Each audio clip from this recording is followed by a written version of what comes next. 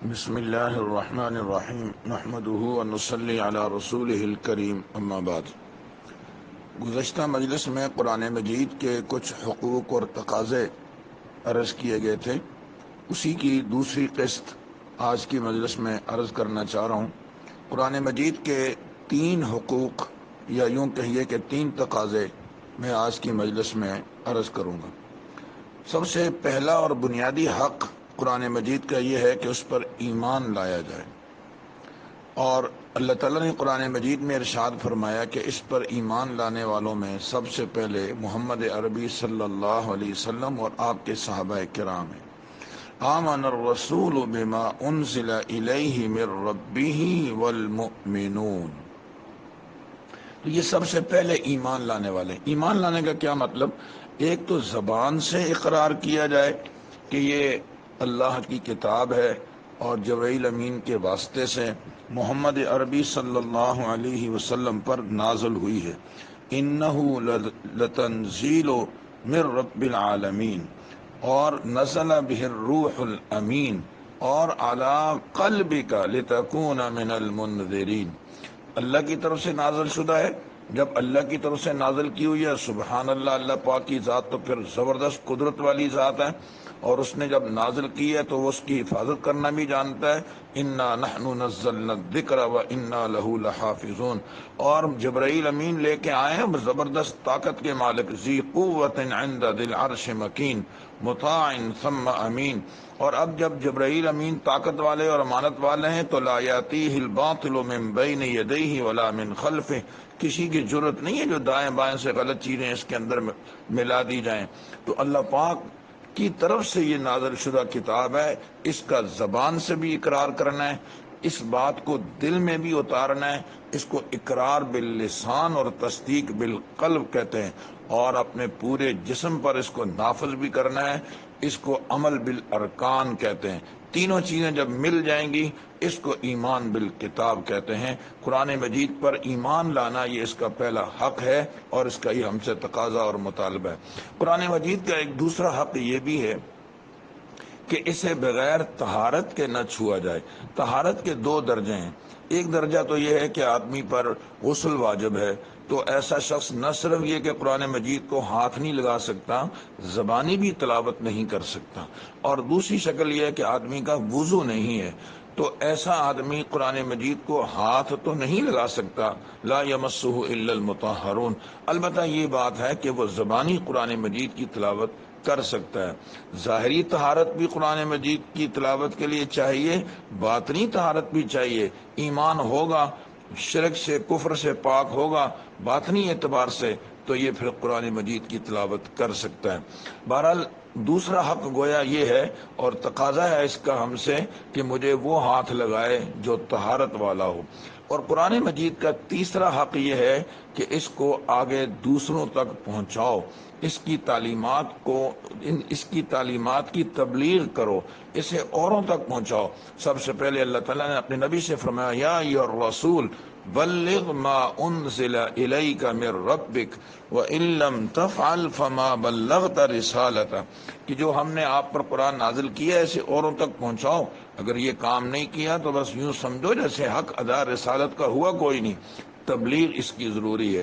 لقد من اللہ علی المؤمنین اذ بعث فیہم رسولا منہم یتلو علیہم آیاتہ ویزکیہم ویعلمہم الکتاب والحکمہ، یہاں پر بھی دوسروں تک پہنچانے کی ترغیب دی گئی ہے۔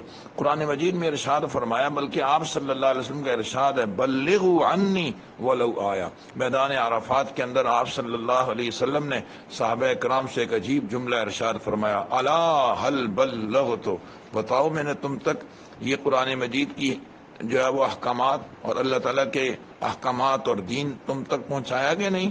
صحابہ نے جواب میں فرمایا، نعم، آپ نے پہنچایا ہی نہیں بل ادیت حقہ، آپ نے تو پہنچانے کا حق ادا کر دیا۔ فرمایا، اچھا، فلیبلغ الشاہد الغائب، اب تمہاری ڈیوٹی یہ ہے کہ جو لوگ موجود ہیں وہ غائبین تک اس کو پہنچائیں۔ تو قرآن مجید کی تبلیغ اور اس کو آگے پہنچانا یہ بھی اس کا حق ہے۔ اور اس امت کی تو خصوصیات میں یہ بات شامل ہے، کنتم خیر امت اخرجت للناس تأمرون بالمعروف وتنہون عن المنکر، اوروں تک اس کو پہنچاؤ، یہ تمہاری ذمہ داری ہے۔ اور ظاہر ہے کہ جب بندہ اوروں تک پہنچائے گا تو خود عمل بھی کرے گا۔ اوروں تک پہنچانے کے حوالے سے ایک اور جگہ بھی ارشاد ہے، والمؤمنون والمؤمنات بعضهم اولیاء بعض یأمرون بالمعروف وینہون عن المنکر۔ سبحان اللہ، مومن مرد عورتیں بعضهم اولیاء بعض، ان کا کام کیا ہے؟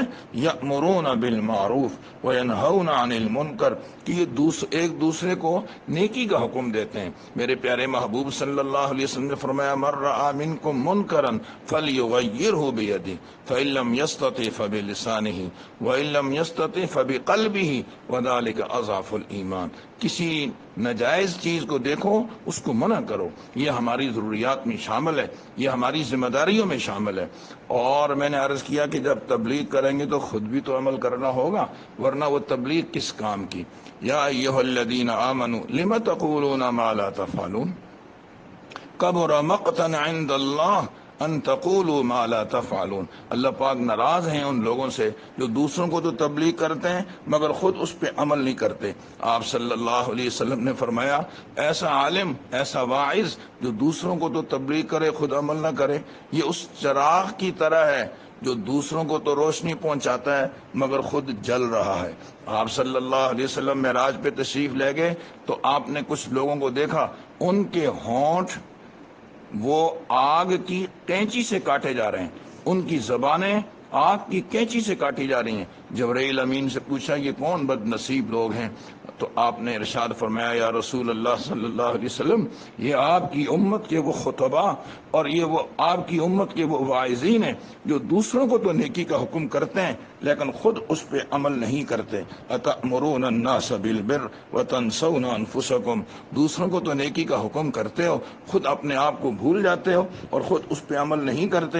آئیے میں عرض کروں گا اپنے دوست احباب سے بھی اور اپنے خواص سے بھی کہ ہم اس میدان میں اپنے آپ کو پرکھیں، اپنے آپ کو مخاطب کریں۔ ہم خود جہاں کمزور ہیں اپنی کمزوریوں کو دور کر کے وہاں ہم صحیح نہج پہ آ جائیں اور دین پہ عمل کرنے والے بن جائیں۔ دوسروں کو بھی ہم نے دعوت دینی ہے، اس نیت سے دعوت۔ حکیم الامت تھانوی رحمہ اللہ فرمایا کرتے تھے، جس چیز کی کمزوری اپنے اندر محسوس کرتے ہو اس کی دعوت دو، اس جذبے سے کہ اللہ پاک کہنے کی برکت سے مجھے بھی عمل کرنے کی توفیق عطا فرما دے۔ کبھی دعوت تبلیغ اس نیت سے نہ کرو کہ دوسرا محتاج ہے وہ عمل کرے تو کیوں میں محتاج نہیں ہوں، میں اس لیے دعوت دوں کہ اللہ مجھے بھی عمل کی توفیق دے دے اور دوسرے کو بھی عمل کی توفیق عطا فرما دیں۔ تو ہمیں چاہیے کہ قرآن مجید کی تعلیمات پر ہم خود بھی عمل کریں، دوسروں کو بھی اس کی دعوت دیں، یہ اس کا ہم سے حق تقاضا ہے اور یہ اس کا ہم پر حق ہے۔ اللہ تعالی ہمیں عمل کی توفیق عطا فرمائے۔ وآخر دعوانا ان الحمد للہ رب العالمین۔